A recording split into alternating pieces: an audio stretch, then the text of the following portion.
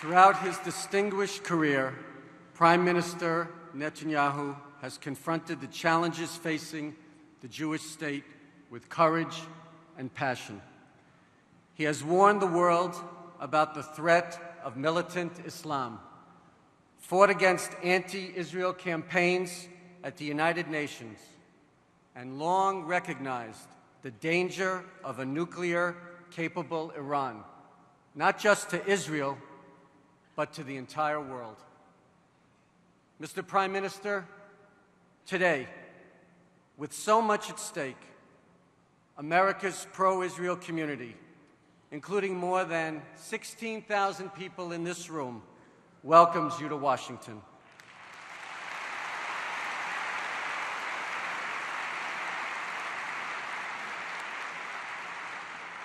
We are thrilled that you've brought family with you from Jerusalem. Ladies and gentlemen, please welcome the wife of Israel's Prime Minister, Mrs. Sarah Netanyahu.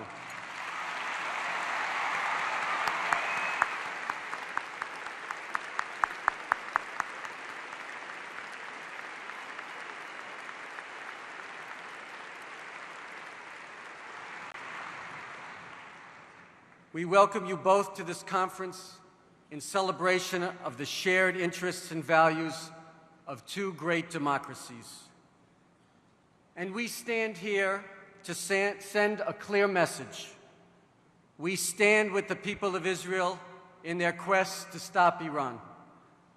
We stand with the people of Israel in their quest for lasting peace with their neighbors. And we stand with the people of Israel in their quest for a brighter future. Ladies and gentlemen, please join me in welcoming the Prime Minister of the State of Israel, Mr. Benjamin Netanyahu.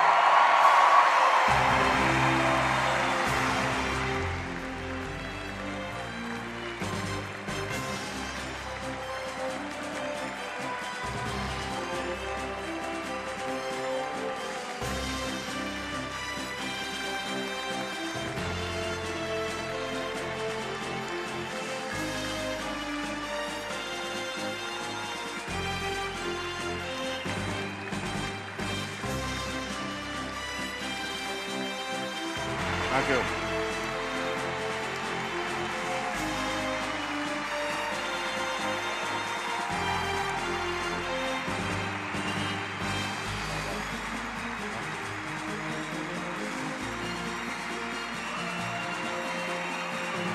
Thank you.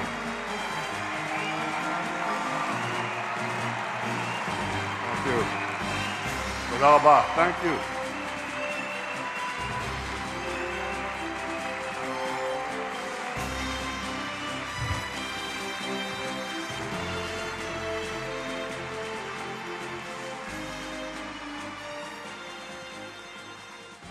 Wow. 16,000 people.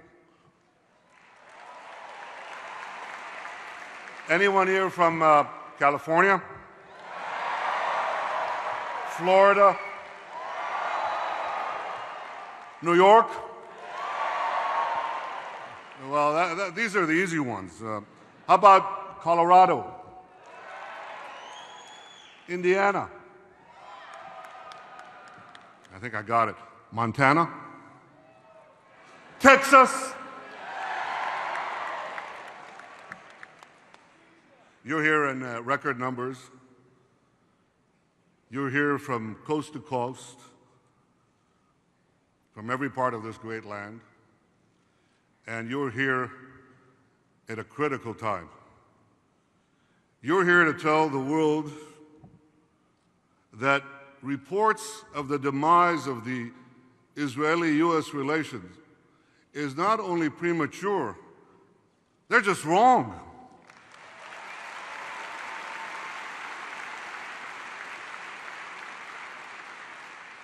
You're here to tell the world that our alliance is stronger than ever.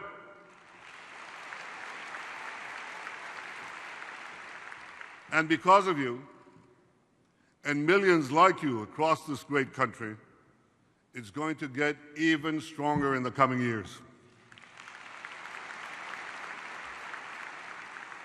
Thank you, Bob Cohen, Michael Kasson, Howard Corr, and all the leadership of AIPAC. Thank you for your tireless, dedicated work to strengthen the partnership between Israel and the United States. I want to thank, most especially, members of Congress, Democrats and Republicans. I deeply appreciate your steadfast support for Israel year in, year out. You have our boundless gratitude.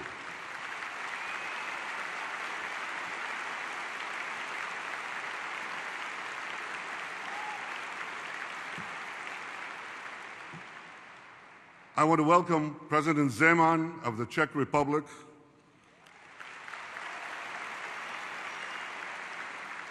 Mr. President, Israel never forgets its friends, and the Czech people have always been steadfast friends of Israel, the Jewish people, from the days of Thomas Masaryk at the inception of Zionism.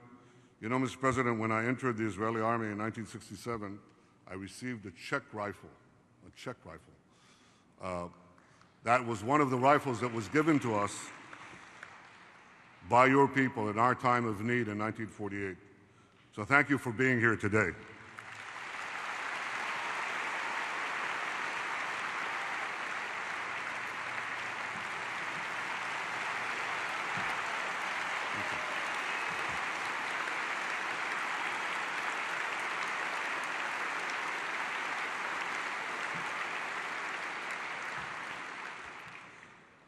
Also here are two great friends of Israel. Former Prime Minister of Spain, José María Aznar,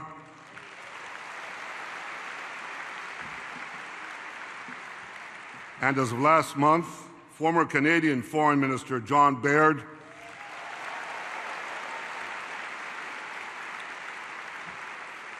Thank you both for your unwavering support. You are true champions of Israel, and you are true champions of the truth.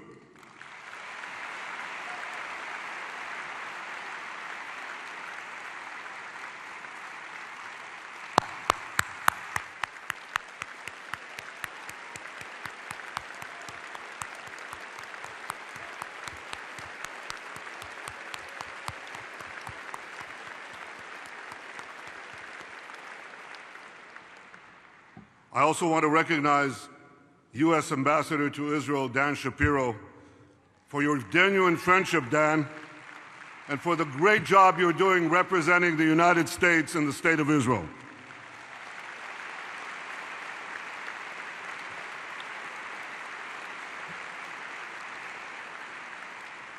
And I want to recognize the two Rons. I want to thank Ambassador Ron Prosor for the exemplary job he's doing at the UN in a very difficult forum. Thank you. And I want to recognize the other Ron, a man who knows how to take the heat, Israel's ambassador to the United States, Ron Dermer.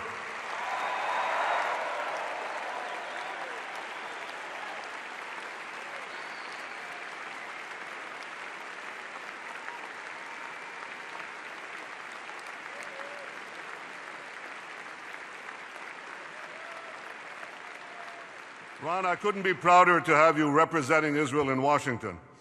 And finally, I want to recognize my wife, Sarah, whose courage in the face of adversity is an inspiration to me.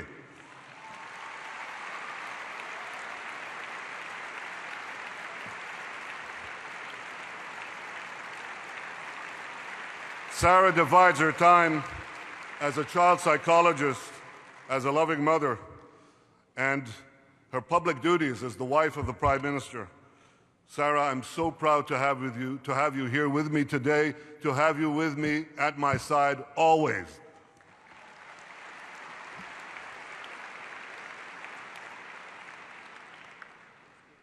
My friends, I bring greetings to you from Jerusalem, our eternal, undivided capital.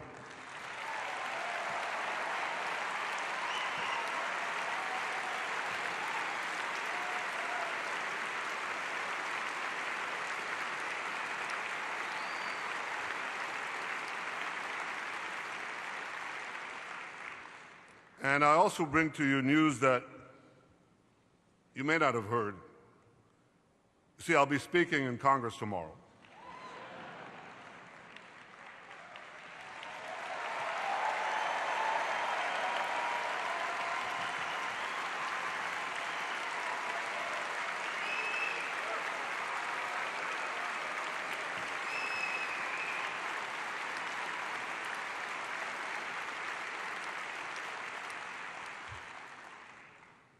You know, never has so much been written about a speech that hasn't been given.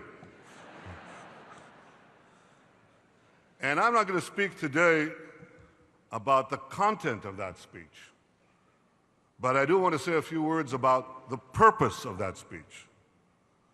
First, let me clarify what is not the purpose of that speech. My speech is not intended to show any disrespect to President Obama or the esteemed office that he holds. I have great respect for both.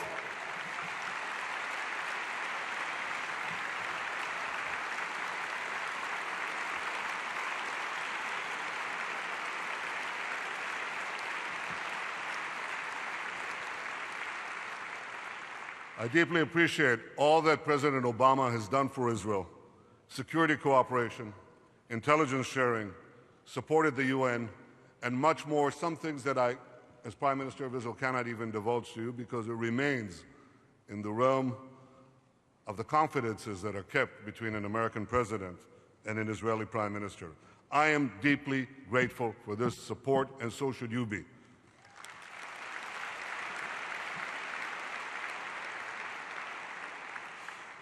My speech is also not intended to inject Israel into the American partisan debate.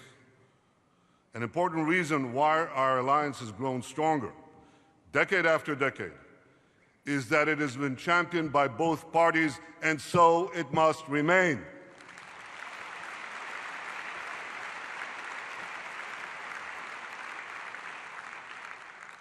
Both Democratic and Republican presidents have worked together with friends from both sides of the aisle in Congress to strengthen Israel and our alliance between our two countries. And working together, they've provided Israel with generous military assistance and missile defense spending. We've seen how important that is just last summer. Working together, they've made Israel the first free trade partner of America 30 years ago and its first official strategic partner last year.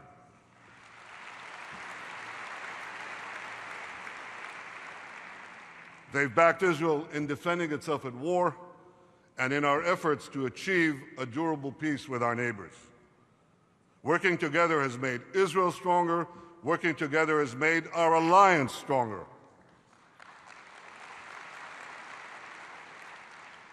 And that's why the last thing that anyone who cares about Israel, the last thing that I would want, is for Israel to become a partisan issue. And I regret that some people have misperceived my visit here this week as doing that. Israel has always been a bipartisan issue. Israel should always remain a bipartisan issue.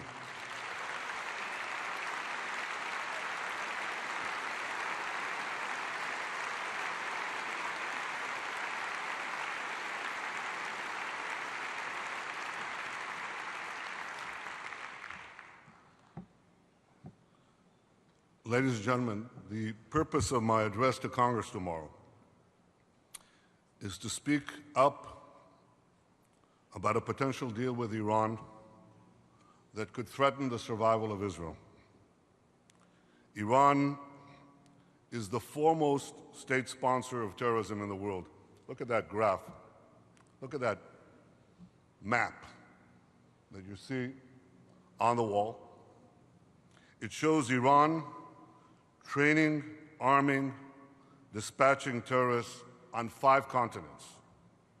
Iran envelops the entire world with its tentacles of terror. This is what Iran is doing now without nuclear weapons. Imagine what Iran would do with nuclear weapons. And this same Iran vows to annihilate Israel. If it develops nuclear weapons, it would have the means to achieve that goal. We must not let that happen.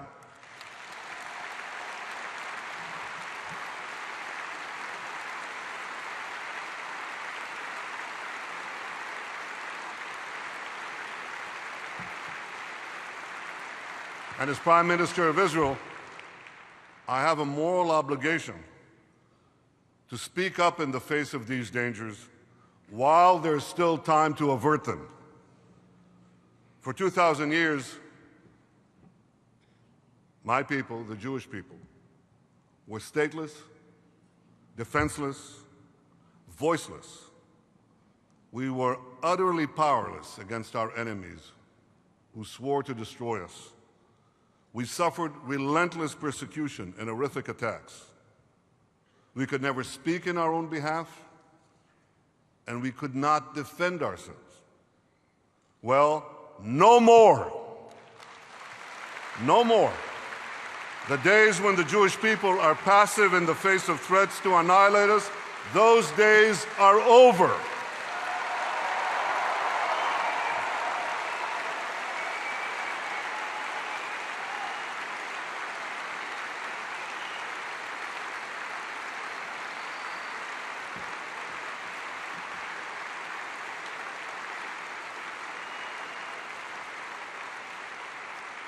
Today, in our sovereign state of Israel, we defend ourselves. And being able to defend ourselves, we ally with others, most importantly the United States of America, to defend our common civilization against common threats.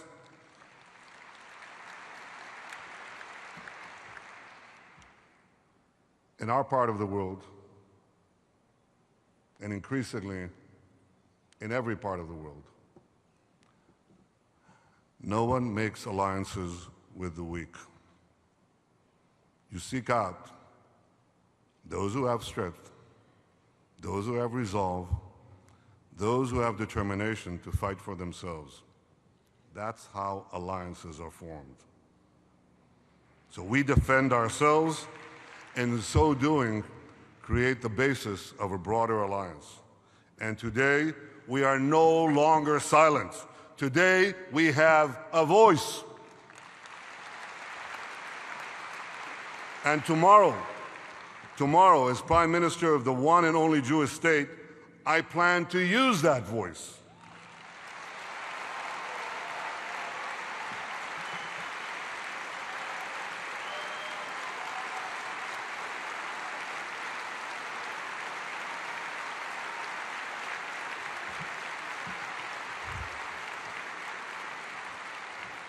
I plan to speak about an Iranian regime that is threatening to destroy Israel, that's devouring country after country in the Middle East, that's exporting terror throughout the world,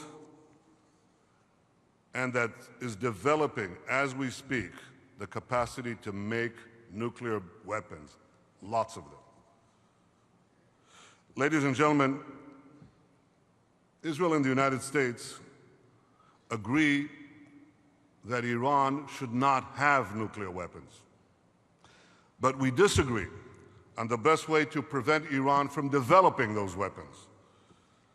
Now, disagreements among allies are only natural from time to time, even among the closest of allies, because there are important differences between America and Israel. The United States of America is a large country, one of the largest. Israel is a small country, one of the smallest. America lives in one of the world's safest neighborhoods. Israel lives in the world's most dangerous neighborhood. America is the strongest power in the world. Israel is strong, but it's much more vulnerable. American leaders worry about the security of their country. Israeli leaders worry about the survival of their country. You know,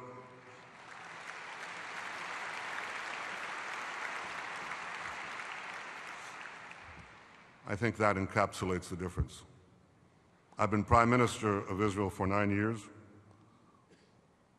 There's not a single day, not one day, that I didn't think about the survival of my country and the actions that I take to ensure that survival. Not one day. And because of these differences, America and Israel have had some serious disagreements over the course of our nearly 70-year-old friendship. That started with the beginning. In 1948, Secretary of State George Marshall opposed David Ben-Gurion's intention to declare statehood. That's an understatement. He vehemently opposed it. But Ben-Gurion, understanding what was at stake, went ahead and declared Israel's independence. In 1967, as an Arab noose was tightening around Israel's neck, the United States warned Prime Minister Levi Eshkol that if Israel acted alone, it would be alone. But Israel did acted alone to defend itself. In 1981, under the leadership of Prime Minister Menachem Begin, Israel destroyed the nuclear reactor at Osirak.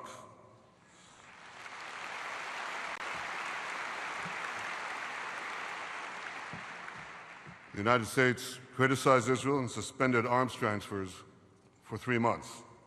And in 2002, after the worst wave of Palestinian terror attacks in Israel's history, Prime Minister Sharon launched Operation Defensive Shield. The United States demanded that Israel withdraw its troops immediately, but Sharon continued until the operation was completed. There's a reason I mention all these. I mention them to make a point. Despite occasional disagreements, the friendship between America and Israel grew stronger and stronger, decade after decade. And our friendship will weather the current disagreement as well to grow even stronger in the future.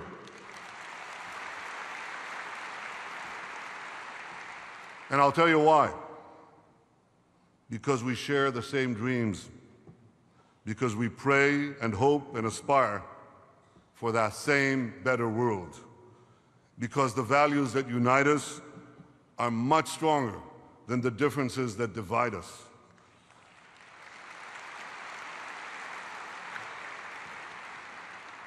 Values like liberty, equality, justice, tolerance, compassion.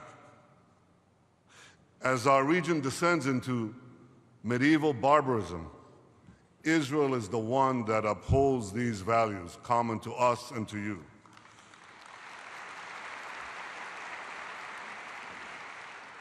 As Assad drops barrel bombs on his own people, Israeli doctors treat his victims in our hospitals right across the fence in the Golan Heights.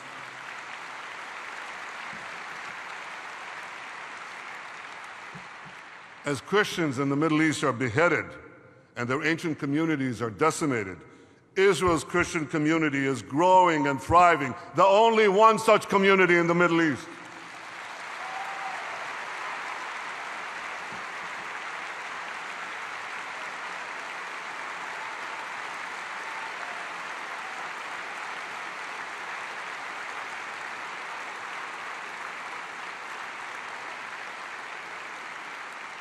As women in the region are repressed, enslaved, and raped, women in Israel serve as chief justices, CEOs, fighter pilots. 2 women chief justices in a row. Well, not in a row, but in succession. That's pretty good. In a dark and savage and desperate Middle East, Israel is a beacon of humanity, of light, and of hope.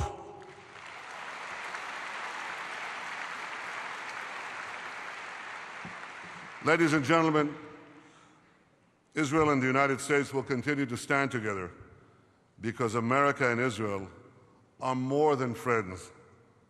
We're like a family. We're practically mishpucha. Now, disagreements in the family are always uncomfortable, but we must always remember that we are family.